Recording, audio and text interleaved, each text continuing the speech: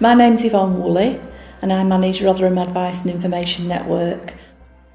I think we're probably best known for accommodating quite a number of organisations that provide advice, information, support, advocacy and training. But we do accommodate more well-known and nationally known organisations such as Shelter and Victim Support.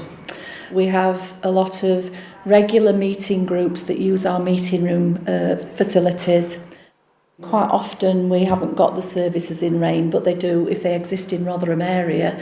It might mean that we signpost the people to the appropriate organisations in Rotherham town.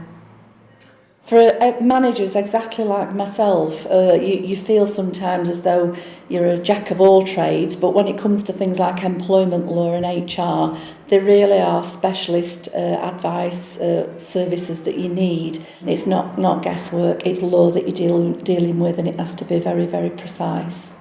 Initially, I needed from the HR services things like we analysed our job descriptions and evaluated the grading for the job descriptions, and that's one of the big support pieces of work that they supported me with when we're talking about things like that, and certainly things like redundancies and staffing, though it's very, very important to get accurate information, up-to-date legal information. I was never apprehensive about using any advice service provided by Voluntary Action Rotherham.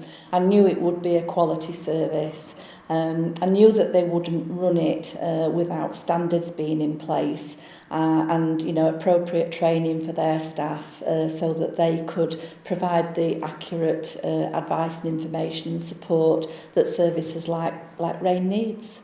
It's not a very nice piece of a manager's work to have to deal with personnel issues, and I think really the friendliness and the way that they put you at ease, that's really, really important to me.